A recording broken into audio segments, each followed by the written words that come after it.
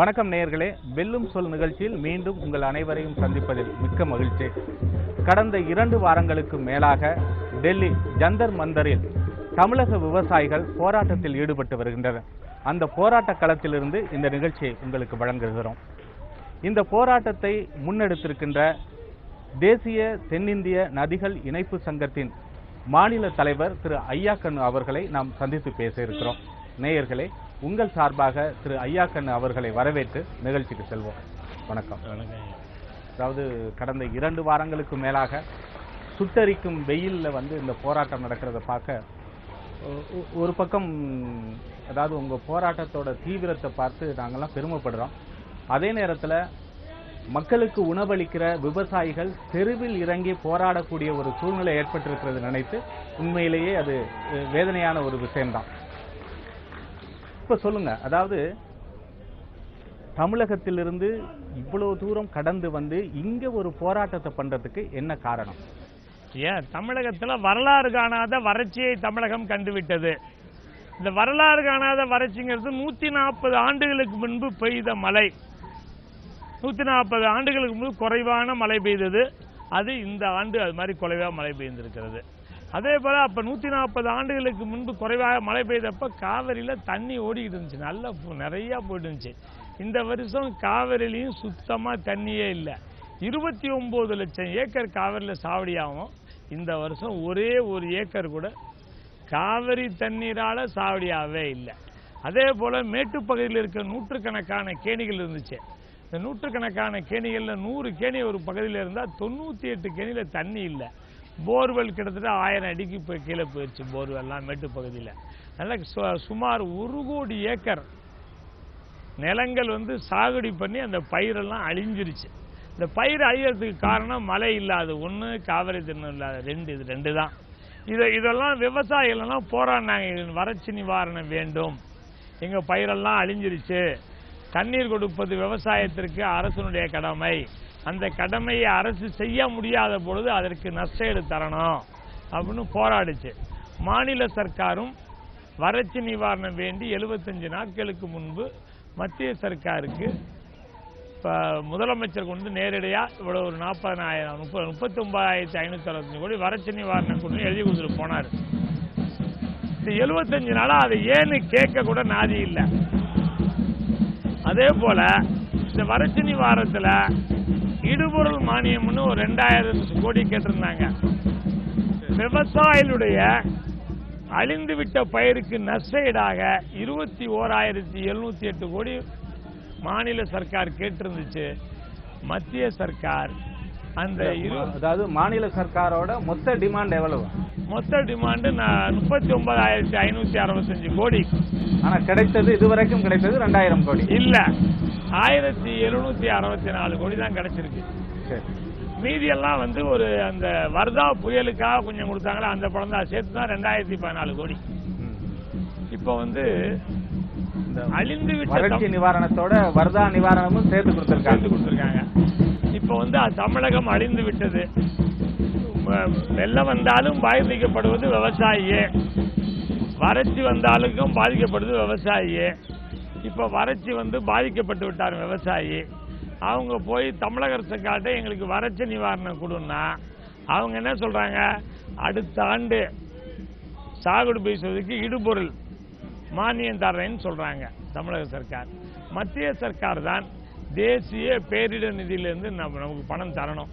ஆனால் மத்திய சர்க்கார் கொடுக்கல. அதனால தான் நாங்கள்லாம் தமிழகத்தில் போராடாமல் மாண்புமிகு மோடி அவர்கள் பாரத பிரதமராக எலெக்ஷன் நிற்கும் போது நான் பிரதமரானால் 2 மடங்கு லாபம் தருவேன் விவசாய விளைபொருளுக்குன்னு சொன்னார். அதே போல் நான் பிரதமர் நதிகள் எல்லாம் இணைப்பேன்னு சொன்னார். நதிகளை இணைத்திருந்தால் நல்ல தண்ணி கிடைச்சிருக்கும். 2 மடங்கு லாபம் கொடுத்துருந்தா விவசாயிக்கு கஷ்டமே கிடையாது. அதையும் தரல, இதையும் தரல. அது இல்லாமல் விவசாயி வங்கியிலே வாங்கிய கடனெல்லாம் கட்ட முடியாதால் வங்கி மேலாளர்கள்லாம் விவசாயியை ரொம்ப கேவலமாக பேசுகிறான்.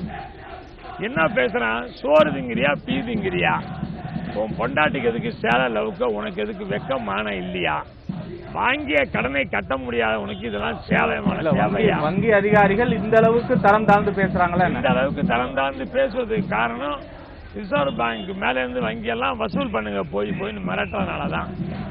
அது இல்லாம அவங்களுக்கு கொடுக்கப்படுற அந்த நெருக்கடி இந்த மாதிரி அதை உங்களுக்கு எதிராக திசை திருப்பப்படுகிறது. அதை கேட்டு 10 பேத்துக்கு முன்னாடி சோறு திங்கிறியா பீதிங்கிறியா உன் பொண்டாட்டி எதுக்கு சேலை லவுக்கா மானம் இல்லையா ரோசம் இல்லையான்னு கேட்டோம். அவன் என்ன பண்றான், அந்த அவன் புருஷங்காரன் இப்போ கடன் வாங்கி இப்படி பொண்டாட்டி பேர்லாம் கெடுக்கிறானேன்னு சொல்லிட்டு மருந்தை குடிச்சு சாவுறான், தூக்கு போட்டு சாவுறான். அது இல்லை, ஒரு பக்கம் வயல்லாம் காஞ்சி போச்சு, வயலில் போய் பார்க்குறான், பார்க்கும்போது அப்படியே சுருண்டு விழுந்து செத்து போயிடுறான்.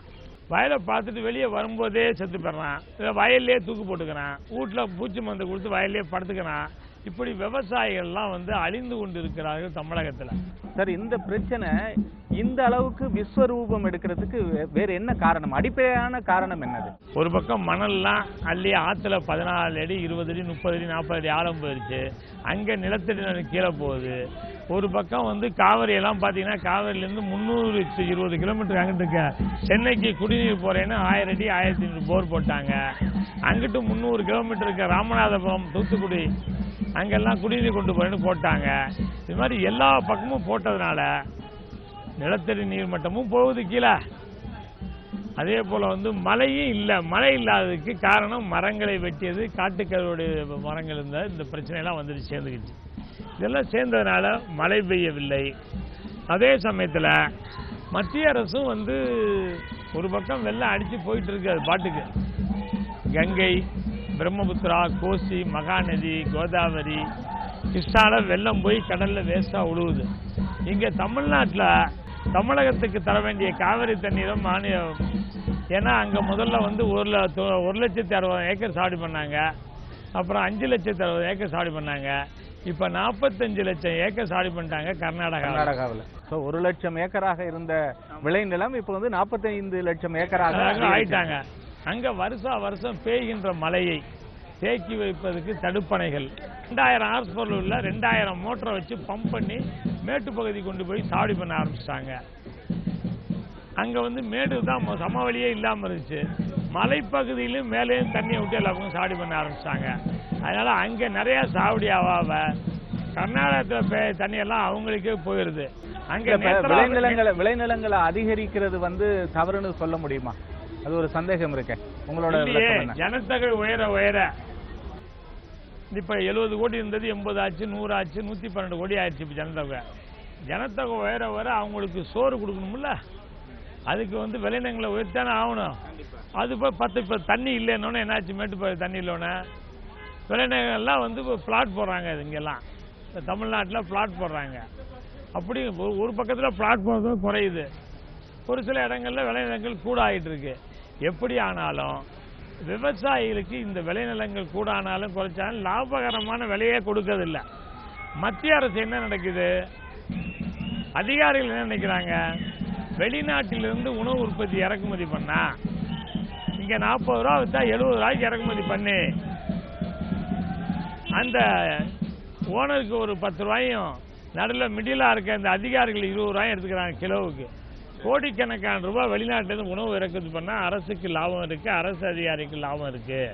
விவசாயிக்கு கடன் தள்ளுபடி பண்ணால் அவங்களுக்கு ஒரு பிரயோஜனமும் கிடையாது. கார்பரேட் கம்பெனிக்கு கடன் தள்ளுபடி பண்ணால் 30% கமிஷன் வாங்கிக்கிறாங்க. இந்த சூழ்நிலை இருக்கிறனால தான் விவசாயி மத்திய அரசு கண்டுகொள்ள மறுக்கிறது, ஏன்னு கேட்க மறுக்கிறது, ஏன்னு பேச மறுக்கிறது. இன்னைக்கு பார்த்தீங்கன்னா நானும் ஒரு விவசாயி தமிழ்நாட்டில் தற்கொலை பண்ணிக்கிட்டான். நானும் ஒரு விவசாய தற்கொலை மண்டை ஓடு தான் இங்கே இருக்குது. ஆனால் அந்த மண்டை ஓட்டை கூட மண்டை ஓடு வந்திருந்தும் கூட பார்க்க மறுக்கிறார்களே அதிகாரி எல்லாம். இப்போ நீங்கள் 2 வாரங்களுக்கு மேலாக இப்போ தொடர் போராட்டத்தில் ஈடுபட்டிருக்கீங்க. மத்திய அரசு சார்பாக யாராவது இப்போ மத்திய அமைச்சர் பொன் ராதாகிருஷ்ணன் பார்த்தாரு, உங்களோட பேசினாரு, அவரை தவிர வேறு யாராவது வந்தாங்களா? இல்லை, இப்போ மத்திய அமைச்சர்கள் பொன் ராதாகிருஷ்ணன் ஐயா வந்தாங்க. அவர் ரொம்ப நேர்மையான மனிதன், நல்ல மனிதன். அவர் கூட்டி கொண்டு வேளாண்மை துறை மந்திரி ஆஃபீஸில் வேளாண்மை துறை மந்திரியை பார்த்தோம். வேளாண்மை துறை மந்திரி என்ன சொல்கிறாரு, பார்க்கலாம். அவர் தான் சொன்னார், வறட்சி நிவாரணம் ஹோம் மினிஸ்டர்கிட்ட இருக்குது பேப்பரு, 2 நாளாக அனௌன்ஸ் பண்ணிடுவாங்கன்னாரு. தமிழகத்தை வறட்சி மாநிலமாக ஆக்கிறது தான் எல்லாருமே விரும்புகிறாங்க. பாலைவனம் ஆயிட்டா ஹைட்ரோ கார்பன் எடுக்கலாம், இல்ல அங்க மீத்தேன் ஆயில் எடுக்கலாம். வறட்சி மாநிலமா ஆகணும் அப்படின்னு விரும்புறாங்க. ஆனா இந்த மீத்தேன் எடுக்கலாம், ஹைட்ரோ கார்பன்லாம் எடுக்கலாம்னு நினைக்கிறாங்க.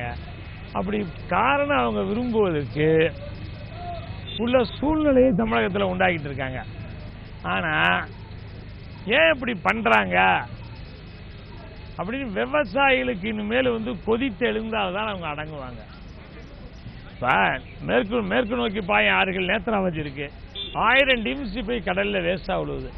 அந்த மேற்கு நோக்கி பாயும் மலையில உற்பத்தியா நேத்ராவதிய ஓட்ட போட்டு மேற்கு இறக்கி விட்டா காவிரியிலே வந்துடும். காவிரியில் வந்தா காவிரி அந்த தண்ணி கர்நாடகாவும் சாடி பண்ணலாம், தமிழகமும் சாடி பண்ணலாம். அதற்குரிய முயற்சி எடுக்க மாட்டேங்கிறாங்க. நதிகள் இணைப்பு சாத்தியமில்லாத விஷயம் அப்படின்னு சொல்லி சில அரசியல்வாதிகள் சொல்றாங்களே, குறிப்பாக ராகுல் காந்தி அவர் சொல்லி இருக்கிறார், நதிகள் இணைப்பு சாத்தியமில்லாத விஷயம் அப்படின்னு. அதை எப்படி பாக்குறீங்க? மத்திய சர்க்கார்ல வாட்டர் ரிசோர்ஸ் மினிஸ்டர்னு ஒருத்தருக்காங்க, உமா பாரதி. அந்த மினிஸ்டர் என்ன பண்ணிருக்காங்க, பெரிய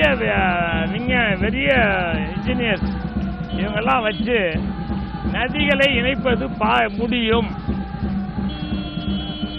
கங்கை, காவிரி, பிரம்மபுத்திரா, கங்கையும் பிரம்மபுத்திரா, கோசி நதி, நர்மது, இந்த நதிகளெல்லாம் இணைச்சிடலாம்.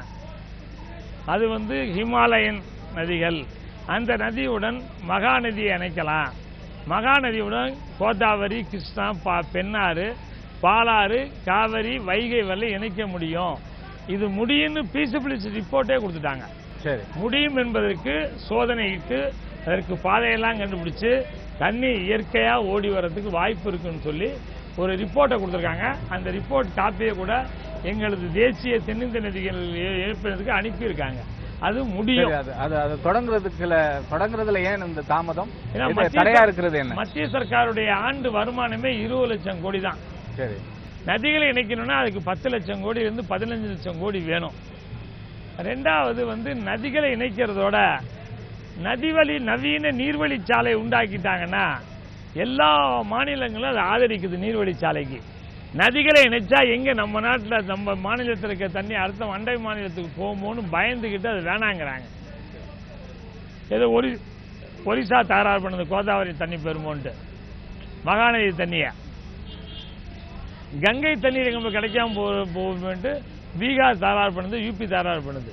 ஆனா நவீன நீர்வழிச்சாலை உண்டாக்கிட்டா அதுல படகு போக்குவரத்தெல்லாம் நடத்தலாம். வெள்ள காலங்களில் அந்த தண்ணி அந்த நவீன நீர்வழிச்சாலை வழியா விட்டுட்டோம்னா அதுல படகு போக்குவரத்து, பொருள் போக்குவரத்து எல்லாமே கொண்டு போகலாம் அதில். ஆனா அதை அதுக்கு அரசியல்வாதி, தமிழகத்தில் இருக்கின்ற அரசியல்வாதிகள் அதற்கு ஒரு பெரிய அழுத்தம் கொடுக்க மறுக்கிறார்கள்.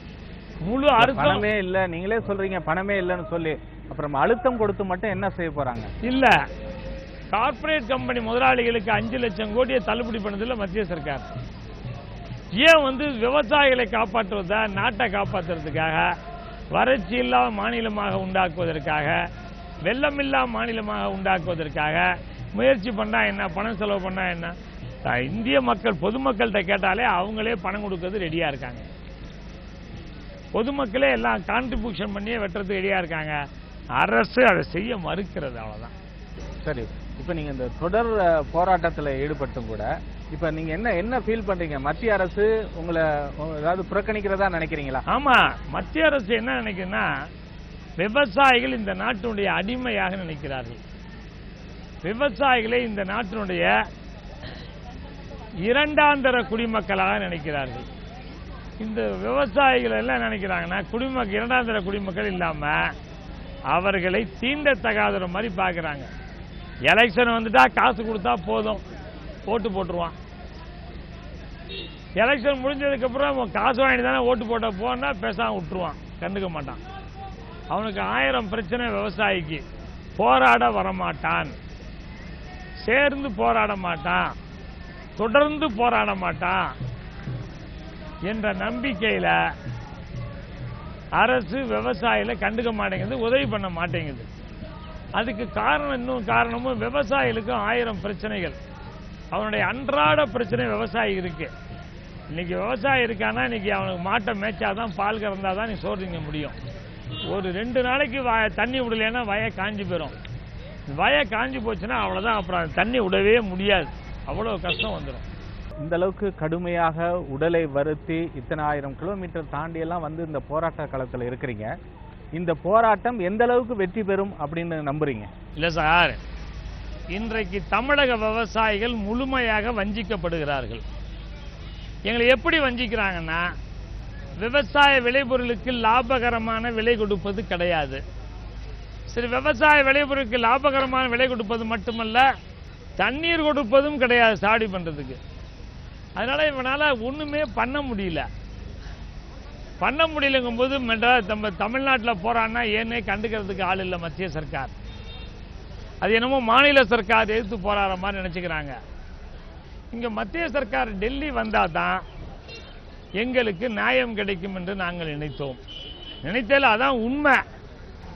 விவசாய விளைபொருளுக்கு லாபகரமான விலை கொடுக்கப்பட வேண்டும் என்றால் காஸ்ட் அண்ட் பிரைஸ் கமிஷன் டெல்லியில் இருக்க அதான் முடிவு பண்ணணும். அதே போல நதிநீர் இணைக்கப்பட வேண்டால் மத்திய சர்க்கார் தான் எடுக்கணும் முடிவு. எந்த மாநில சர்க்காரும் நதியில் இணைக்க முடியாது. அதே போல வறட்சி நிவாரணம், தேசிய பேரிடரின் கீழ் வறட்சி நிவாரணம் வேணா டெல்லியில தான் கொடுக்கணும், மாநில சர்க்கார் முடிவு பண்ண முடியாது. எங்களை தான் வந்து ஒரு தீண்ட தகாதர் மாதிரி பார்க்குறாங்கல்ல. வங்கி மேலாம் திட்டுறாங்க, கண்ணாவை முன்னாடி எங்களை திட்டுறாங்க. அதில் விவசாயி 400 விவசாயி செத்து போயிட்டாங்க. அவருடைய எலும்பு மண்டையோடு தான் இங்கே இருக்கிறதெல்லாம். இன்னும் விவசாயி அவங்க பார்க்க மறுப்பதன் நோக்கமே என்னன்னா, விவசாயம் பார்த்தா ஏதாவது செய்யணும். இப்போ பிச்சைக்காரன் பிச்சை எடுக்கிறானா கூட்ட பிச்சை போடணுங்கிறதெல்லாம் பார்க்காம நேராக போகிற மாதிரி விவசாயம் பார்த்தா நியாயம் செய்ய வேண்டும். நியாயம் செய்வதற்கு மத்திய அரசு தயாராக வரணும். தேர்தல் வந்துருச்சா உத்தரப்பிரதேசத்தில் அனௌன்ஸ் பண்ணுறாங்க விவசாய கடன்லாம் தள்ளுபடின்னு. வறட்சியால் பாதிக்கப்பட்ட தமிழகம் எவ்வளோ கொந்தளிச்சு போயிருக்கு. 1 கோடி ஏக்கர் காஞ்சி போச்சு. தமிழகத்தில் 400 விவசாயி செத்து போயிட்டான். விவசாயி சட்டை வேஷ்டிகளை சட்டையை போட முடியல, வேஷ்டியை கட்ட முடியல, வறுமை வந்துருச்சு. பெண்கள் வந்து சட்டை போட முடியல, சேலை கட்ட முடியல, தாலி கூட பெண்கள் கழுத்தில் கிடையாது, எல்லாம் அடை வச்சு ஏலம் போயிருச்சு. தாலி இல்லாமல் இருக்கின்ற மங்களசூத்திராங்கிறது பெரிய விஷயம். மங்களசூத்திரா அது வந்து மோடி இந்து தத்துவத்தினுடைய காவல் தெய்வம்னு சொல்லிக்கிறாரு. தமிழ்நாட்டில் இருக்க பெண்கள் தாலி எல்லாம் வங்கிகள் ஏலம் விடுது. ஏலம் விடுறதை பற்றி மோடி கண்டுக்கவே மாட்டேங்கிற மர்மமிகு மோடி அவர் கண்டுக்க மாட்டேங்கிறாங்க. இந்துக்களுடைய தர்மத்தை காப்பதாக பிஜேபி சர்க்காரும் கண்டுக்க மாட்டேங்குது. என்ன தான் விவசாயி பண்றது? அதுக்காக தான் அங்கே போராடுவதோட டெல்லியிலே வந்து ரோட்லேயே உளுந்து போராடுவோம். நமக்கு கிடைச்சா கிடைக்குது, இல்லை வந்து வெற்றி அடைந்தால் வெற்றி அடைவோம். வெற்றி அடைய முடியலன்னா இங்கே வீர மரணமாவது அடைவோம் தான் வந்திருக்கோம் இங்க. சரி, இந்த 2 வார கால போராட்டத்தில் ஏதாவது ஒரு ஒளி தெரிகிறதா? இல்ல, கிடைப்பதற்கான முதல்ல தமிழ்நாட்டில் தான் போராடிட்டு இருந்தோம். என்ன பண்றதுன்னு தெரியாம முடிச்சுக்கிட்டு இருந்தோம். இப்ப டெல்லிக்கு வந்த பிறகு நீங்களே பார்த்துருக்கீங்க, ஹரியானா மாநிலத்திலிருந்து விவசாயம் எல்லாம் வர ஆரம்பிச்சிட்டாங்க. ராஜஸ்தான்ல இருந்து விவசாயி வர ஆரம்பிச்சிட்டாங்க. நம்ம இன்னைக்கு பார்க்கக்கூடியதா இருந்தது. வெவ்வேறு மாநிலங்கள்ல இருந்து, மகாராஷ்டிரால இருந்து விவசாயி வர்றாங்க. இந்த அதே போல வந்து இங்க ஜம்மு காஷ்மீர்ல இருந்து வர்றாங்க, ஹிமாச்சல் பிரதேசல இருந்து வர்றாங்க, இந்த பக்கம் உத்தரப்பிரதேசம் பீகார்ல இருந்து வர்றாங்க. அண்டை மாநிலத்தில் இருக்க விவசாயம் எல்லாம் வந்து நாங்களும் போராடணும். எங்களுக்கு நாங்க விவசாயி என்ன பண்றதுன்னு தெரியாம முடிச்சுக்கிட்டு இருந்தோம்னாலா 1 நாள் 2 நாள் வந்து போராட்டம் எடுத்தா முடியுது எங்களால. தமிழக விவசாயிகள் நீங்க 13 நாளா வந்து உட்கார்ந்துருக்கீங்க, உங்க கூட இனிமேல் நாங்களும் சேர்ந்துக்கிறோம். எங்களுக்கும் விவசாயம் செய்தால் லாபம் இல்லை, எங்களுக்கும் நஷ்டம்தான் வருது. எங்களுக்கு லாபகரமான விலை கிடைக்க நீங்க போராடுகின்ற போராட்டத்தில் நாங்களும் கலந்துக்கிறோம். சரி, இப்போ நீங்க வந்து அதாவது ஆந்திராவில இருந்து விவசாயிகள் வர்றாங்க, ஹரியானாவில இருந்து விவசாயிகள் வர்றாங்கன்னு சொல்றீங்க, ஓகே. ஆனா தமிழகத்துல எத்தனையோ விவசாயிகள் சங்கங்கள்லாம் இருக்கும்போது எந்த ஒரு சங்கமும் உங்களுக்கு ஆதரவு கொடுக்கலையே, ஏன் அந்த நிலைமை? இல்ல, தமிழகத்தில் இருக்க விவசாயிகள் தான் அறிக்கை விடுது. தமிழ்நாட்டில் 3ஆம் தேதி பந்து வைக்கிறேங்கிறாங்களே எல்லா விவசாயம். ஏன்னா டெல்லி வர்றது என்பது ஒரு சின்ன விஷயம் கிடையாதுங்க. விவசாயி அன்னைக்கு அவனுக்கு ஒரு 1/2 ஏக்கர் 1/4 ஏக்கர் சாடி பண்ணியிருப்பான். அவனுக்கு மாத சம்பளம் கிடையாது. அதே போல் விவசாயி வந்து ஒரு பசுமாடு வச்சுருப்பான், 2 பசுமாடு வச்சுருப்பான். அந்த பசுமாடு ஒரு மாடு 10 லிட்டர் பால் கறக்குன்னா டெய்லி அதுக்கு தீவனம் போடணும், மேய்ச்சல் காமிக்கணும், தண்ணி விடணும். ஒரு 4 நாளைக்கு மேய்ச்சல் இல்லாமல் தீவனம் இல்லாமல் போனால் 10 லிட்டர் பால் கறக்கிற மாடு வந்து பசுமாடு 4 லிட்டருக்கு வந்துடும். அப்புறம் அதை வந்து 2 மாதத்துக்கு அதுக்கு தண்ணி தீவனம் காமிச்சு தண்ணி போட்டு மேய விட்டாலே 10 லிட்டர் வராது, 8 லிட்டர் தான் வரும். அதனால தன்னுடைய வருமானம் அதை நம்பி தான் இருக்கா, அந்த குடும்பமே நம்பி இருக்கு. இன்றைக்கு விவசாய குடும்பம் பரிதாபமான நிலை இருக்குது. தன்னால ஒரு 100 ரூபாய் செலவு பண்ணிட்டு இங்க வர முடியல. இங்க வர முடியாட்டியும் கூட உங்களுக்கு அவங்க ஆதரவா இருக்காங்க. இப்ப இந்த வந்திருக்க விவசாயம் எல்லாம் கந்து வட்டிக்கு காசு வாங்கிட்டு வந்திருக்காங்க. நம்மள இனிமேல் காப்பாத்துறதுக்கு ஆள் இல்லையே, எப்படி காப்பாத்துறது? நம்ம போய் போராடலாம், என்ன பண்றது? 3000 கிலோமீட்டர் தாண்டி இந்த கடுமையான குளிர், காலையில இந்த குளிர்ல நடுங்குது. தமிழ்நாட்டு சாப்பாடு வேற, டெல்லி சாப்பாடு வேற. இந்த டெல்லி சாப்பாட்டை சாப்பிட்டோன்னே விவசாயம் எல்லாம் வவுத்தாலேயே பிடுங்கி போகுது, காய்ச்ச வந்துடுது, மயக்கம் போட்டு இங்கேயே படுத்துறான் விவசாயி. இதையும் மீறி ஒரு 13 நாள் இங்க விவசாயம் இருக்கான். நான் செத்தாலும் இங்கே சாவேன், தமிழ்நாட்டுக்கு போக மாட்டேன் இருக்கிறது வந்து விவசாய உறுதியை காண்பிக்கிறது. சரி, இப்ப இந்த இங்க வந்து இத்தனை நாட்களாக 2 வாரங்களாக இந்த போராட்டத்தில் ஈடுபட்டிருக்கீங்க. உங்களுக்கான இந்த செலவுகளுக்கெல்லாம் என்ன பண்றீங்க? அது அவங்க செலவு. எல்லாரும் வந்த விவசாயி 144 விவசாயிக்கு புறப்பட்டோம்ல, அவங்க சொந்த செலவுல டிக்கெட் எடுத்துட்டாங்க. அவங்க சொந்த செலவு சாப்பாடுன்னு வந்தோம். ஒரு 2 நாள் 3 நாள் படுத்திருக்கும் போது இங்கே குருத்வாரால போய் எல்லாம் சோறு தின்னா விவசாயம் எல்லாம். அதுக்கப்புறம் இந்த டெல்லி வாழ் தமிழ் மக்கள், டெல்லி வாழ் இளைஞர்கள், டெல்லி வாழ் மாணவர்கள்லாம் ஒன்று சேர்ந்து நீங்க வந்து இப்படி சாப்பிடக்கூடாது போய் குருத்வாரில், நாங்க உங்களுக்கு இருக்கோம் அப்படின்னு இப்ப இந்த 10 நாளா அவங்க காலை டிஃபன் மத்தியான சாப்பாடு எல்லாம் இனமாகவே விவசாயிக்கு கொடுத்து, இந்த நாட்டினுடைய முதுகெலும்பு விவசாயி, உங்களை மத்திய சர்க்கார் மதிக்கிறதோ இல்லையோ நாங்க மதிக்கிறோம். எங்களுக்கு உணவு போட்டவர்கள் நீங்கள் எல்லாம், உணவு அன்னதாதா நீங்கள்லாம். அதே போல உங்களுக்கு வந்து நாங்க வந்து எங்களுடைய அப்பா தாத்தா மாதிரி நீங்க இருக்கீங்க. உங்களுக்கு வேண்டிய உதவி பாருங்க, நீங்க இருக்கும்போதே பாருங்க, டீ காப்பி எல்லாம் கொண்டாந்து கொடுக்குறாங்க, சாப்பாடு போடுறாங்க எல்லாமே. இந்த 10 நாளா இந்த டெல்லி வாழ் தமிழ் மக்கள் எல்லாம் சேர்ந்து, ஐயோ தமிழ்நாட்டிலேருந்து இப்படி வந்து கஷ்டப்படுறாங்களே, வெயில்ல கிடக்குறாங்களே, காலையில பணியில கடுமையான, உங்களுக்கு இங்க டெல்லியில வந்து உணவளிச்சு உபசரிக்கிற பொறுப்பை இங்க இருக்கிற தமிழர்கள் இளைஞர்கள் ஏத்துட்டாங்க. அவங்க பண்ணிட்டு இருக்காங்க. எங்களுக்கு வந்து அந்த 3 நாள் தான் எங்களுக்கு செலவு. அதான் 3 நாள்ல மத்தியான சாப்பாடு குருத்வாரில் சாப்பிட்டுக்கிட்டோம், செலவெல்லாம் இல்ல. அவங்க செலவுல தான் அங்கேயிருந்து வந்திருக்கோம். யாரும் எங்களை கூட்டிட்டு வரோம் இல்ல நாங்களும் வந்து இன்னொருத்தர் பணத்திலும் வரல. அவங்க சொந்த எப்படி இரவு பகலா இங்கே இருக்கீங்களா அல்லது பகல் வேலையில மட்டும் இந்த போராட்டம்? இல்ல, இரவு பகலா இங்கே தான் படுத்து கிடக்கிறோம். இந்த பாருங்க, இங்க படுத்துருக்கோம் ரோட்ல, இந்த அந்த பக்கத்திலேயே கொட்டாய் போட்டு அங்கே ரோட்டு மேலேயே படுத்திருக்கோம். இங்க வந்து எங்களுடைய போராட்டங்கள் வந்து முதல் நாள் வந்து பிரதம மந்திரி வீட்டுக்கு போனோம் போராடுறதுக்கு. போலீஸ் பிடிச்சி வந்து கூட்டிட்டு போறேன், வாங்க பிரதம மந்திரியை காமிக்கிறேன். நாங்க இன்னி வரையும் காமிக்கவே இல்லை. அடுத்து வந்து உச்ச நீதிமன்றத்துக்கு இங்கே நடந்தே மனு எல்லாம் கொடுத்துட்டு வந்தோம். அடுத்த பிரதம மந்திரி வீட்டுக்கு இங்கே நடந்தே போய் மனு எல்லாம் போட்டு வந்தோம். ஆனா மனு வாங்கி பார்க்க கூட மனமில்லாத ஒரு கொடுமையான சூழ்நிலை இங்க. அந்த சூழ்நிலை மாற வேண்டும் என்பதற்காகத்தான் இன்னைக்கு பாருங்க, பாட கட்டி எல்லாம் சங்கூதி மணி அடிச்சு எல்லாம் உட்கார்ந்துருக்கோம். எங்களுடைய பரிதாப நிலையை இன்றைக்கு இந்தியாவில் இருக்க எல்லா ஊடகங்களும் அதை வெளிப்படுத்துகிறது. அதனால மண்டை மாநில விவசாயிகள்லாம் ஒரு உணர்ச்சி வந்துருச்சு. தமிழக விவசாயி 13 நாள் அங்கே வந்திருக்காங்க, நம்மளும் சேரணும், நம்மளும் சேர்ந்து போராட வேண்டும். விவசாயி நம்ம சேரலைன்னா நம்மளை அழிச்சிருவாங்க அப்படிங்கிற ஒரு வேக உணர்வு வந்து எல்லா விவசாயியும் எல்லா மாநிலத்திலிருந்து வர ஆரம்பிச்சாங்க. இங்க இப்படி வர்றதுனால எங்களுக்கு பெரிய ஒரு உத்வேகமே வந்துருச்சு. இந்த போராட்டத்துல தமிழகத்துல உங்களோட எத்தனை பேர் வந்தாங்க, இப்ப எத்தனை பேர் இருக்கிறாங்க? மொத்தம் 174 பேர் வந்தாங்க. சரி, அதுல வந்து முதல்ல ஒரு 34-35 பேர் வந்து டயோரியா, எல்லாத்துக்கும் வந்து இந்த கடுகெண்ணெய் சாப்பிட்டு ஒத்துக்காதனால 35 பேர் வாழ்த்தால போய் ஹாஸ்பிட்டல் அட்மிட் ஆனாங்க, ராமநகர் ஹாஸ்பிட்டல்ல. அந்த 35 பேர்த்தையும் காப்பாற்றணும்னா இங்க இருந்தா சரியா வராதுன்னு ஊருக்கு அனுப்பிச்சாச்சு. சரி, அதுக்கப்புறம் ஒரு 30 பேர் இந்த காய்ச்சல் வந்துருச்சு, குளிர் காய்ச்சல் வந்துருச்சு, அவங்க போயிட்டாங்க. கிட்டத்தட்ட 65 பேர் அதில் போயிட்டாங்க. மீதி 110 பேர்த்துல மறுபடியும் ஒரு 25 பேர் ஊர்ல முக்கியமான விஷயம் இருக்குன்னு போயிட்டாங்க. மீதி இருக்க ஒரு 70-80 பேர் இங்க இருக்கிறாங்க, அப்படியே கண்டினியூ பண்ணி இருக்காங்க. 13 நாள் இருப்பது என்பது ஒரு பெரிய விஷயம். விவசாய பொறுத்தவரையிலையும் சாதிக்க முடியாத விவசாயம், அழிந்து விட்ட நாங்கள் எல்லாம் இனிமேல் எப்படியாவது வாழ வேண்டும் என்பதற்காகவே இங்க வந்து அத்தனை பேர் அப்படியே இருக்கோம். இந்த போராட்டத்தை இன்னும் எவ்வளவு காலத்துக்கு நீடிக்கிறதா இருக்கிறீங்க? கால வரையறை ஏதாவது வச்சிருக்கிறீங்களா?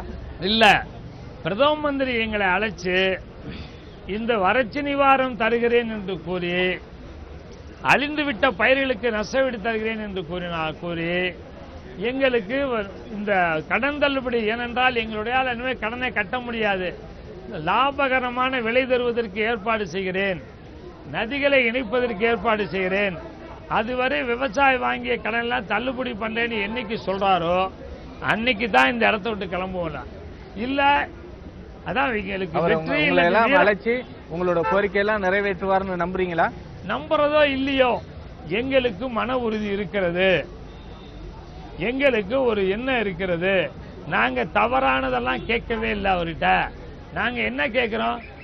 விவசாயிக்கு லாபகரமான விலை கேட்பது தவறே கிடையாது. அவர் சொன்னாரு தேர்தல்ல 2 மடங்கு விலை தருவேன் என்று, லாபகரமான விலை, அதை கேட்கறது தப்பு கிடையாது. அதே போல அவரு சொன்னாரு நதிகளை இணைக்கிறேன்னு சொன்னாரு. சில வேளை அடுத்த தேர்தலில் பண்ணுவார தெரியல. இல்ல, இன்னும் டைம் இருக்குல்ல, அடுத்த தேர்தலுக்கு முன்னாடி பண்ணித்தானே ஆகணும். அதுக்காக நாங்க நிதி ஒதுக்க சொல்றோம். அதுக்கு இது அவரு சொன்னாரு கடன் தள்ளுபடி பண்றேன்னு சொல்லிருக்கா. யூபியில தான் சொல்லியிருக்காரு. யூபி ஒரு வளமான மாநிலம், கங்கை யமுனை பாய்கின்ற மாநிலம், கோசி நதி பாய்கின்ற மாநிலம், செழிப்பான மாநிலத்திலேயே கடன் தள்ளுபடி பண்றேன்னு சொன்னா, வறண்டு விட்ட தமிழகத்திற்கு அங்க ஒரு தேர்தல் வந்துச்சு சார், அதனால அவங்க தள்ளுபடி பண்ணிருக்காங்க. தேர்தல் வந்தாலும் இனிமேல் நாங்க இது மாதிரி விவசாயிகள் தான் எங்களுக்கு பாத்தீங்கன்னா இந்த 10 பக்கத்துல இருக்க 7-8 மாநிலங்கள். சில வேளை உங்களுடைய கடனும் தள்ளுபடி ஆகணும்னா தேர்தல் வரணுமோ தெரியல. எங்களுடைய முயற்சி தான் இந்த வறட்சி நிவாரணத்துல இந்த பணம் கொடுத்துருக்க கூட. நாங்க டெல்லியில வந்து உட்காந்து தகராறு பண்ணதுக்கு அப்புறம் தானே கூட்டமே போட்டாங்க. நாங்க டெல்லியில வந்து உட்காந்து கூட்டம் போட்டாங்க. ஏதோ கண்துடைப்புக்காக கொஞ்சம் கொடுத்துருக்காங்களே ஒழிஞ்சு முதல் கட்ட வெற்றி. முதல் கட்டது எங்களுக்கு கந்துரை பணம் கிடைச்சிருக்கு. கொஞ்சம் எங்களுக்கு முதல் கட்ட வெற்றி என்று தான் நான் எல்லாம் சொல்லணும். இதை இருந்து நாங்க வந்து இங்க போராடி போய் பேசி எங்ககிட்ட ரெக்கார்ட்லாம் கொடுத்து எல்லாம் பண்ணியிருக்காங்க. அதுக்கு வந்து பொன் ராதாகிருஷ்ணன் ஐயா ரொம்ப நல்ல மனிதர், மனதளவில் நல்ல மனிதர், எண்ணத்தால் நல்ல மனிதர், யாருக்கும் இடைஞ்சல் பண்ணக்கூடாதுன்னு நினைப்பவர், விவசாயிக்கு உதவி பண்ணணும்னு நினைக்கிறவர். விவசாயெல்லாம் இந்த அரசு, மத்திய அரசு ஒண்ணுமே செய்யலையே, இப்படி மோடி பண்ணிட்டாரே நம்மள அப்படின்னு திட்டிக்கிட்டு இருக்கும்போது கூட ஒரு மத்திய அமைச்சர் இங்கேயே நாங்கள் உண்ணாவிரதத்துக்கே வந்து எங்களிடம் பேசி எங்களை அழைத்து சென்று அந்த மந்திரியிடம் பேச வச்சு அதற்குரிய நடவடிக்கை எடுக்கின்றேன் என்று சொல்லத ரொம்ப உயர்ந்த உள்ளம் படைத்தவர் அவர். அப்படிதான் நான் நினைக்கிறேன். அந்த உள்ளம். அதே போல தம்பிதுரை அவர்களும், அதே போல கனிமொழி அம்மா வந்து எங்கிட்ட சொன்னாங்க, உங்களுக்கு என்ன வேணாலும் சொல்லுங்க, நான் கூட்டிட்டு போய் அவங்க போய் சொல்றோம் அப்படின்னா எங்க போய் பேசலான்னாங்க. அதுக்கு மேலே தம்பிதுரை வந்து அவர் டெப்டி ஸ்பீக்கராக இருக்காரு, அதனால் அவர் கூட்டி போய் அருண்ஜேட்லியில் பேசினாரு. எல்லாரும் வந்து அருண்ஜேட்லி போனால் சரியான மரியாதை கொடுக்காத மனிதா இருக்கான்னு நினைச்சாங்க. எங்களை நல்லா தான் பேசினார், உட்கார வச்சுக்காது, எல்லாம் நல்லா தான் பேசினாரு. சரி, அதனால நாங்கள் எதிர்பார்ப்பதெல்லாம் விவசாயிகளுக்கு நியாயம் கிடைக்கவில்லை என்றால் இந்தியா இருக்க எல்லா விவசாயம் கொதித்தெழுவான். ஹரியானாவில் பிரச்சனை வந்து 2 மேலே என்னமோ இப்ப நினைக்கலாம், அது வந்து அடிமேல் அடி அடித்தால் அம்மி நகருங்கிற மாதிரி நம்பிக்கையோட இருக்கிறீங்க. விவசாயம் சேர சேர சேர உணர்வு வந்துடல. இன்னைக்கு 10 100 1000 10,000 லட்சம் கோடி 10 கோடி 100 கோடி 80 கோடி விவசாயம் சேருவதற்கு கூட வாய்ப்பெல்லாம் இருக்குல்ல. நாங்க என்ன தப்பானதை கேட்கிறோமா? லாபகரமான விலை, அரசு ஊழியருக்கு வந்து நீ 100 ரூபா சம்பளம் ஏத்து, எனக்கு ஒரு 25 ரூபா கொடு. அவங்க தான் படிச்சவங்க, வேலையில இருக்காங்க, அவங்க 100 ரூபா கொடுத்தா எனக்கு ஒரு 25 ரூபா கொடுத்தா என்ன தப்பு இருக்கு? எனக்கு வந்து 90 ரூபா கரும்பு வித்துச்சு, கரும்பு 90 ரூபா டன் விற்கும் போது வாத்தியாருக்கு 90 ரூபா சம்பளம், பவுன் 120 ரூபாய்க்கு வித்துச்சு. அன்னைக்கு 40 ரூபா நெல், 60 கிலோ நெல், 3 மூட்டை நெல் தான் ஒரு பவுனு. அன்னைக்கு வந்து 4 மூட்டை நெல் தான் ஒரு வங்கி மேலாளர் 150 ரூபா தான் சம்பளம் அவருக்கு. 150 ரூபா சம்பளம் அங்க வங்கி மேலாளர் இன்னைக்கு 66,000 வாங்குறாரு. 440 மடங்கு ஒரு ஏறிடுச்சு. ஆனா அன்னைக்கு 4 மூட்டை நெல்லை வேலை செஞ்சவர் இன்னைக்கு எங்க நெல்லுக்கு 880 தான். இன்னைக்கு நெல்லுக்கு 880 என்ன 22 மடங்கு தான் விலை ஏறி இருக்கு. அவருக்கு பங்கிமலாலுக்கு 440 மடங்கு, எனக்கு 22 மடங்கு நெல் விலை உயர்வு. அதே போல கரும்பு அன்னைக்கு 90 ரூபாய்க்கு வித்துச்சு ஒரு டன் கரும்பு. அன்னைக்கு வாத்தியார் சம்பளம் 90 ரூபா, இன்னைக்கு வாத்தியார் 36,000க்கு விற்குது. வாத்தியார் சம்பளம் வந்துருச்சு. என் கரும்பு 2300 ரூபா. கரும்பு 25 மடங்கு ஏறி இருக்கு. ஆனா வாத்தியாருக்கு 400 மடங்கு ஏறி இருக்கு. அன்னைக்கு எம்எல்ஏ சம்பளம் 250 ரூபா தான். இன்னைக்கு எம்எல்ஏக்கு சம்பளம் இன்னைக்கு 55,000, 220 மடங்கு ஏறி இருக்கு. எல்லாமே நெல்லோட கம்பேர் பண்ணும்போது. அதே போல பவுன் விலை இன்னைக்கு 120 ரூபாய், இன்னைக்கு 24,000, 200 மடங்கு ஏறிடுச்சு. நாட்டில் எம்எல்ஏக்கு 220 மடங்கு சம்பளம் ஏறி இருக்கு. பவுன் விலை 200 மடங்கு ஏறிடுச்சு. வாத்தியாருக்கு 400 மடங்கு ஏறிடுச்சு. அதே போல பேங்க் மேனேஜருக்கு 440 மடங்கு ஏறிடுச்சு. என்னுடைய கரும்பு வெட்டுக்கூலி கூட அன்னைக்கு 5 ரூபா டன்னுக்கு, இன்னைக்கு 1000 ரூபா. 1000 ரூபானா கிட்டத்தட்ட 200 மடங்கு அதிகம் ஏறி போச்சு அது. ஆனா என் நெல் 40 ரூபா வித்த நெல் 22 மடங்கு ஏறி 850 ரூபா. அன்னைக்கு 90 ரூபா வித்த கரும்பு இன்னைக்கு 25 மடங்கு 2300 தான் விற்குது. அந்த 2300 கூட ஆலைகள் விவசாயிக்கு தரமா இருக்குது. 4-5 வருஷமா இவ்வளவு மற்றவங்களுக்கெல்லாம் அள்ளி அள்ளி கொடுக்கின்ற அரசு விவசாயிக்கு மட்டும் ஏன் கிள்ளி கொடுக்கிறது என்பதுதான் எங்க கவலையே. ஏனென்றால் நாங்கள் இந்த நாட்டுடைய தரந்தாழ்ந்த மக்களாக பார்ப்பதுதான் காரணம். விவசாயி சேரமாட்டான்னு நினைக்கிறாங்க. அரசு ஊழியர்லாம் எல்லாம் சம்பளம் வேலை போராட்டம் நடத்தினாலும் மாச சம்பளம் கிடைச்சிருது. இவங்க ஊரை விட்டு போனா வய கிடையாது, வய சாவடி ஆகாது, நெல் விளையாது, மாடு பால் கறக்காதுன்னு வர்றதை கணக்கு வச்சு இவங்க எல்லாமே செய்கிறாங்க. அதான் பிரச்சனை எங்களுக்கு. இந்த பிரச்சனையை நாங்கள் எங்களுக்கு சால்வ் பண்ணோம்னா எங்களுக்கு வாழ்க்கையில் நிம்மதி கிடைக்கும். இல்லாட்டி தற்கொலை பண்ணி தற்கொலைன்னு விவசாயி தற்கொலை பண்ணி இந்த நாடு வளம் பொருந்திய நாடாக பலம் பொருந்திய நாடாக இருக்க வேண்டும் என்றால் அது இராணுவத்தால் மட்டுமல்ல. எவ்வளவு பெரிய இராணுவம் இருந்தாலும் வெளிநாட்டிலேருந்து உணவு இறக்குமதி பண்ணால் அது பலம் பொருந்திய நாடு இல்லை. வெளிநாட்டில் உணவு பிச்சை எடுக்கிற நாடாக மாறிவிடும். ஒரு நாடு வளம் பொருந்திய நாடாக இருக்க வேண்டாம், உணவு உற்பத்தி தன்னிறைவு பெற்றிருக்க வேண்டும். தன்னிறைவு பெற்றிருந்தால் தான் அந்த நாடு வளம் பொருந்திய நாடு. உணவு உற்பத்தி தன்னிறைவு பெற வேண்டால் விவசாயி நன்றாக இருக்க வேண்டும். விவசாயிக்கு லாபகரமாக விலை கிடைக்க வேண்டும். அப்பதான் அந்த நாடு வளம் வரும். ஆனால் விவசாயிக்கு லாபகரமான விலை கொடுக்கலனாலே அந்த நாடு உணவு உற்பத்தியில் பின்தங்கிட்டாலே இறக்குமதி பண்ணினாலே அது வளம் பொருந்திய வளமான நாடு அல்ல. சரி, அதாவது வெளிநாட்டில் உணவுக்கு பிச்சை எடுக்கின்ற பிச்சைக்கார நாடு. அந்த இந்தியாவை பிச்சைக்கார நாடாக மாற்றியவர்கள் யாருன்னா விவசாயிகள். ஒரு காலத்தில் PL 480 பண்ணல அமெரிக்காவில் கோதுமை இறக்குமதி பண்ணிட்டு இருந்தாங்க இந்தியாவில். அந்த நிலைமையை மாற்றி இந்த வளமான நாடாக மாற்றியவர்கள் விவசாயிகள். அவர்களை அழிக்க நினைப்பதோ அல்லது அழித்து விடலாம் என்று சந்தோஷப்பட்டாலோ அதை பின் விளைவுகள் ஆட்சியில் இருப்போது சந்தித்து தான் ஆகணும்.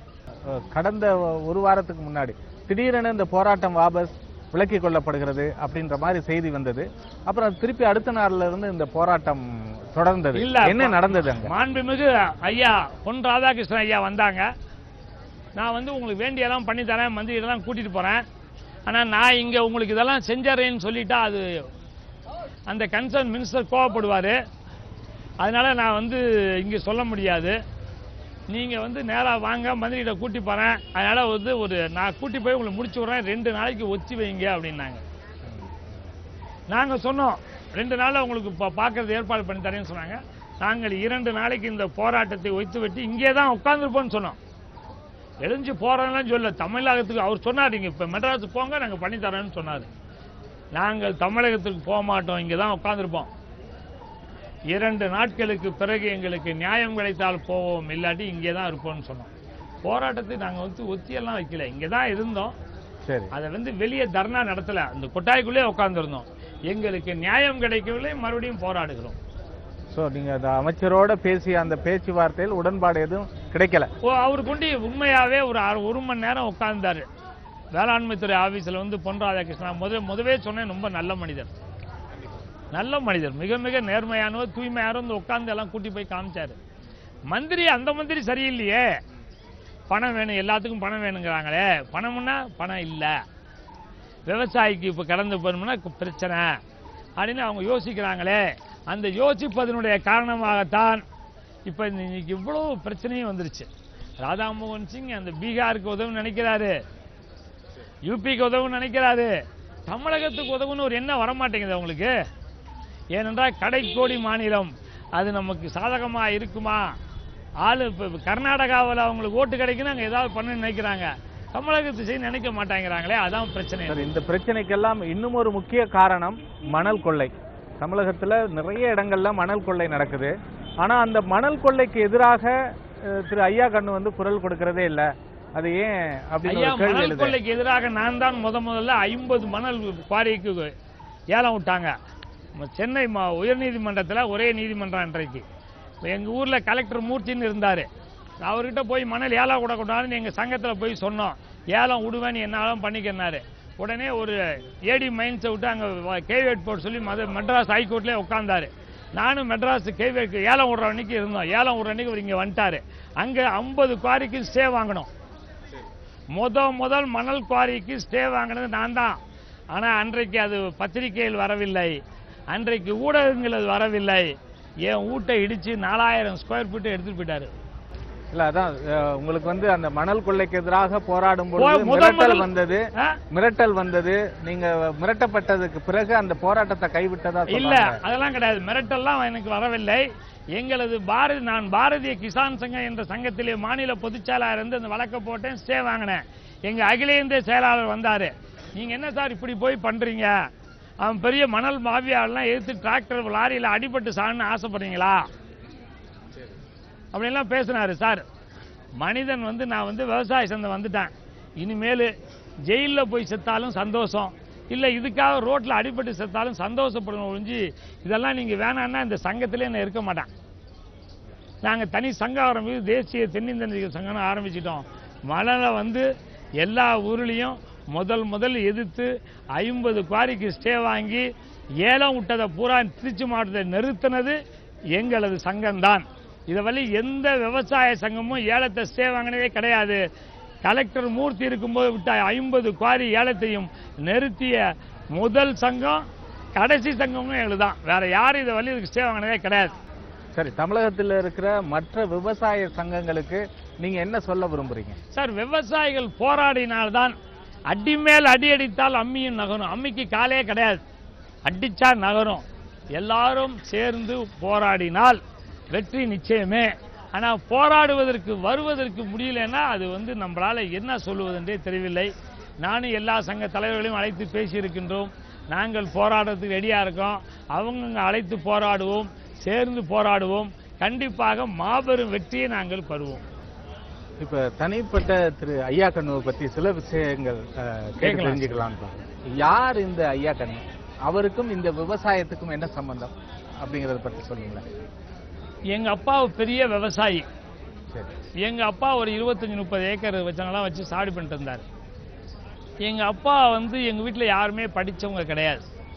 என்னதான் முத எங்க அப்பா படிக்க வச்சு காமராஜர் தந்த இலவச கல்வியில் அந்த காலத்தில் படிச்சிருக்கேன். நான் எவ்வளவுதான் வசதி இருந்தாலும் இலவச கல்விங்கும் போது அந்த காலத்தில் விட்டாங்க படிக்கிறதுக்கு. காமராஜ் தந்த இலவச கல்வியில் படித்தேன். நான் படிக்கும்போதே எனக்கு வந்து அந்த காமராஜ் கொடுத்தாரேன்னு அவர் மேலே ஒரு ஆசை. அவர் இருந்த காங்கிரஸ் கட்சியில் நான் இருந்தேன். அதனால் நான் வந்து 73 காலேஜில் படிக்க போனேன், லா காலேஜில். லா காலேஜினுடைய வைஸ் பிரசிடெண்ட்டாக இருந்தேன். நான் செக்ரட்டரியாக நின்று ஜெயிச்சேன்னேன். அடுத்த பிரசிடெண்ட்டாக இருக்கும்போது தான் அங்கே லா காலேஜில் பெரிய கலவரங்கள்லாம் வந்து நின்று போச்சு. நான் சட்டக்கல்லூரியில் மாணவர் காங்கிரஸ் தலைவராக இருந்தேன். அதுக்கப்புறம் 77 வந்து நான் வந்து பழைய காங்கிரஸினுடைய எம்எல்ஏவா முஸ்லி தொகுதியில் நின்றேன். எம்எல்ஏவுக்கு நின்னேன். வெற்றி பெற்றீங்களா? இல்லை, 14,000-15,000 ஓட்டு வாங்கினாங்க. நின்று 14,000 ஓட்டு சில்லரை வாங்கினாங்க நின்று. அப்போ நீங்கள் சட்டம் படித்தவர், ஒரு வழக்கறிஞர்? ஆமாம். அதுக்கப்புறம் வந்து நான் வந்து பழைய காங்கிரஸ் இருந்தேன், ஜனதாவில் இருந்தேன், ஜனதா தளத்தில் இருந்தேன். இந்த ஜனதா தளம் உடைஞ்சு ராம்விலாஸ் பாஸ்வான் தனியாகவும், சரத் யாதவ் தனியாகவும், தேவகவுடா தனியாகவும் பிரிஞ்சு போனதுக்கப்புறம் இனிமேல் இந்த அரசியலே எனக்கு பிடிக்கல. இருக்கிறதுல பேசாமல் விவசாயம் நமக்கு இருக்குது. அப்படி விவசாய சங்கத்தில் இருந்தேன், விவசாயம் வச்சுக்கிட்டு இருந்தேன்.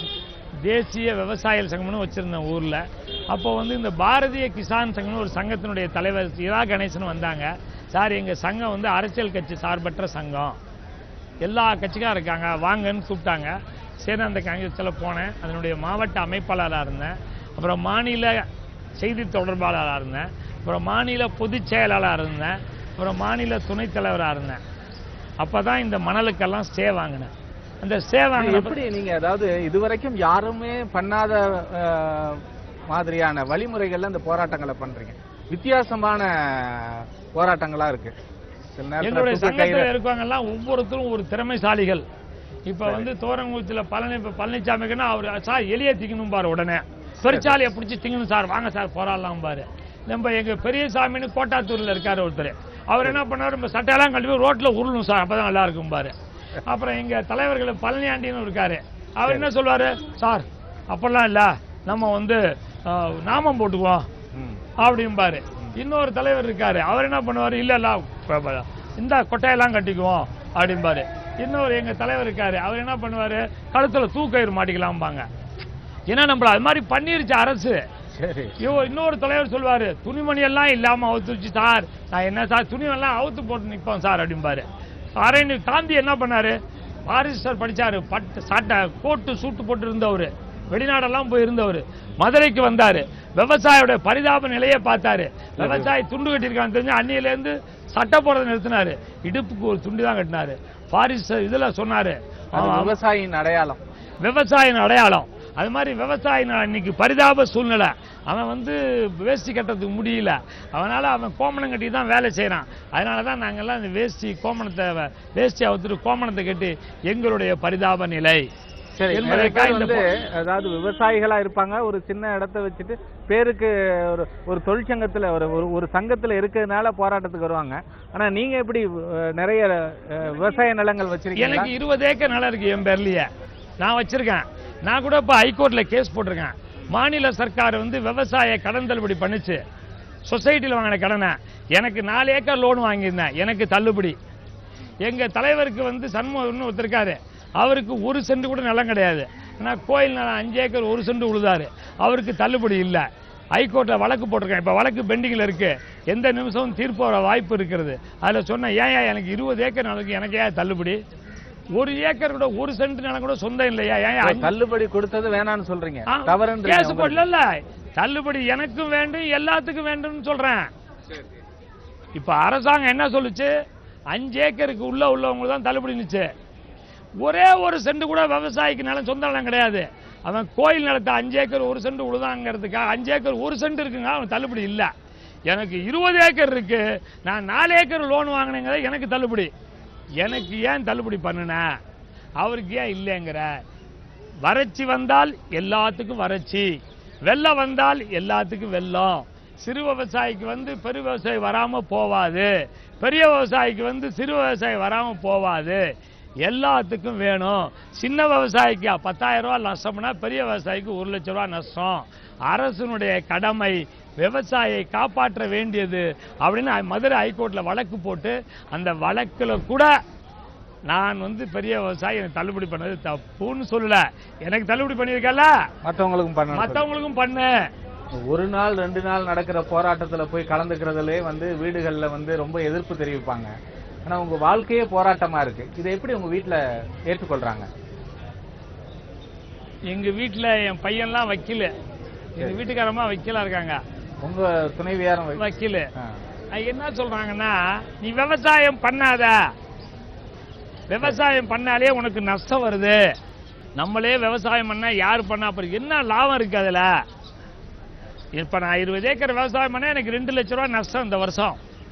என்னுடைய மரங்கள்லாம் அழிந்து விடுகிறது. நான் சொல்றது, நம்ம கேட்காம, நம்ம அப்பா எல்லாம் விவசாயத்தில் பெரிய ஆளா இருந்தாரு, நம்ம தாத்தா பெரிய ஆளா இருந்தாரு, நம்ம பெரிய விவசாய குடும்பமாச்சே, நம்ம இந்த கண் தெரியாத, கண்ணிருந்தும் பார்க்க மறுக்கின்ற விவசாயிகளுக்கு கண்ணை திறக்க வேண்டும், வாயிருந்தும் பேச மறுக்கின்ற விவசாயிகளுக்கு வாயை திறந்து பேச சொல்ல வேண்டும், காதிருந்தும் கேட்க மறுக்கின்ற விவசாயி காதால கேட்க சொல்ல வேண்டும். விவசாயிகளுக்கு எல்லா உதவியும் நம்ம செஞ்சா கண்டிப்பா பார்ப்பாங்க, கண்டிப்பா பேசுவாங்க, கண்டிப்பா கேட்பாங்கிற நம்பிக்கை எனக்கு அடிப்படையில் எல்லோருக்கும் சோறு போடுகின்ற விவசாயி நல்லா வாழ வேண்டும் என்பதற்காக நம்ம யாருமே இல்லாத விவசாயிக்கு நம்மளாவது உதவி பண்ணலாம், நமக்கு வசதி இருக்கிறது, நம்ம அலையலாம், நம்ம வீட்டில் எங்கள் வீட்டுக்காரம்மா வேலையில் இருக்காங்க, என் பையெல்லாம் வக்கீலாக இருக்கான், மருமகெல்லாம் வக்கீலாக இருக்காங்க. அதனால் அவங்கெல்லாம் என்ன பண்ணாங்க, சரி எங்கேயும் பிரச்சனை இல்லாமல் விவசாய சங்கம் பண்ணிக்க போங்க அப்படிங்கிற ஒரு உறுதிமொழியின் அடிப்படையில் எங்கள் வீட்டுக்கார பையன், எங்கள் வீட்டுக்காரம்மா, எங்கள் பையன்லாம் என்னை அனுமதிக்கவில்லைன்னா வரவே முடியாது. எனக்கு வயசு 72 இன்னைக்கு. 72 வயது இளம் விவசாயி இருந்தா கூட இன்றைக்கு நான் இந்த விவசாயிகளுக்காக பாடுபட வேண்டும். எனக்கு நான் விவசாய பாடுபட்டு போராட்டம் நடத்தி நேற்று 2 விவசாயி மரத்தில் ஏறி தற்கொலை பண்ணிக்க போயிட்டாங்க. இறக்கி கொண்டு போனோம். டெப்டி கமிஷனர் டெல்லியில் பார்லிமெண்ட் ஹவுஸில் சொன்னார், உங்களை அரெஸ்ட் பண்ணி ரிமாண்ட் பண்ணுவேன்னு சொன்னார். நான் சொன்னேன், சார் ரெடியாக இருக்கேன், எங்களை திகார் ஜெயிலில் ஒரு 15 நாளைக்கு அடங்கிய சார்னே. என்னுடைய எண்ணமெல்லாம் இந்த போராட்டம் நடத்தி ஜெயிலில் அடைச்சிருக்கும் போது ஜெயிலில் செத்தாதான் பெருமைன்னு நினைக்கின்ற ஒரு மன உறவு எனக்கெல்லாம் இருக்குது. ஏன்னா விவசாயிக்காக வாழ்ந்தோம், விவசாயிக்காக செத்தோங்கிற ஒரு உணர்வோடு சாவணுங்கிற ஒரு எண்ணம் எனக்கு இருக்குது. என் வாழ்க்கையில் விவசாயிக்கு வேண்டிய அனைத்து உதவியும் செய்து கொடுத்து சாவேன்னு நினைக்கிறேன். அதுக்கு அது அந்த ஒரு எண்ணம் எப்படியோ மனதில் அந்த உணர்வு வந்துருச்சு. ஏன்னா நான் ஒரு 1000கணக்கான டைவர்ஸ் கேஸ் நடத்திருக்கேன் விவசாயிகளுக்காக. அப்படி நடத்தும் போதெல்லாம் எனக்கு அந்த விவசாய குடும்பங்கள் பட்ட கஷ்டங்கள், மனைவி நகையை அடை வச்சிருவான், வாங்கி வாழை போடுவான், சூறாவளி அடித்து வாழை உடஞ்சி போயிடும், நகையை திருப்ப முடியாது, புருஷன் பொண்டாட்டி தகராறு டைவர்ஸ் வந்துடும். எவ்வளவு கஷ்டப்படுவாங்க. புருஷன் ஒரு பக்கம் அழுவான், அப்படியே பொண்டாட்டி ஒரு பக்கம் அழுவோம். இதெல்லாம் பார்க்க பார்க்க பார்க்க எனக்கு என்னடா இப்படி விவசாயி கஷ்டப்படுறானே, அவனை காப்பாற்ற ஆள் இல்லையே என்ற உணவு தான் நான் விவசாய சங்கத்துக்கு வந்தேன். இப்படி கஷ்டப்படுறானே, நல்லா வாழ்ந்தானே, நம்ம அப்பாவும் பெரிய விவசாயாச்சே, நம்மளும் விவசாயம் இருந்தோமே, இப்படி இருந்த அந்த காலகட்டத்தில் இப்படி விவசாயம் எல்லாம் அழிஞ்சு போறானே, இயற்கையினுடைய கொடுமையை தாங்காம இயற்கையினால் அழிஞ்சு போறானே, அவனை காப்பாற்றுவதற்கு ஆள் இல்லையே. சுப்ரீம் கோர்ட் சொல்லியிருக்கு, கடன் வாங்கினா குண்டர்கள் வைத்து டிராக்டரை தூக்கக்கூடாதுன்னு சொல்லுது. recovery can be done only through the legal means ன்னு சொல்லுது, not through the gundas. If there will be any violation, necessary action may be taken against the bank manager ன்னு சொல்லுது. ஆனா சட்டத்துல செய்ய மாட்டாங்கறாங்களே. விவசாய சங்கம் வந்ததுக்கு அப்புறம் தான், நாங்கெல்லாம் களத்தில் இறங்கிய பிறகுதான் விவசாயிகளுக்கு துன்பத்தை இழைப்பதற்கு அவர்கள் யோசித்தார்கள். அவர்கள் எங்களை கண்டு ஐயோ வந்துருவாங்களே என்ன பண்றது கொஞ்சம் யோசிச்சாங்க. விவசாயிகளின் போராட்டத்தை முன்னெடுத்திருக்கின்ற உங்களின் போராட்டம் பூரண வெற்றி பெற வேண்டும் என்று நியூஸ் 18 தமிழ்நாடு தொலைக்காட்சி வாழ்த்துக்களை தெரிவித்துக்கிறது. நீங்கள் போட்ட செய்திகள் தான் நியூஸ் 18 பேட்டியெல்லாம் ஒரு கிட்டத்தட்ட 2 கோடி மக்கள் பார்த்திருக்காங்க வாட்ஸ்அப்ல. விவசாயம் எல்லாம் அப்படி கஷ்டப்படுறான்னு பார்த்ததா இன்னைக்கு விவசாயிக்கு எழுச்சி வந்திருக்குது. நியூஸ் 18க்கு எங்களது தேசிய தென்னிந்திய விவசாயத்தை நன்றி கலந்த வணக்கத்தை தெரிவித்துக் கொள்கிறேன்.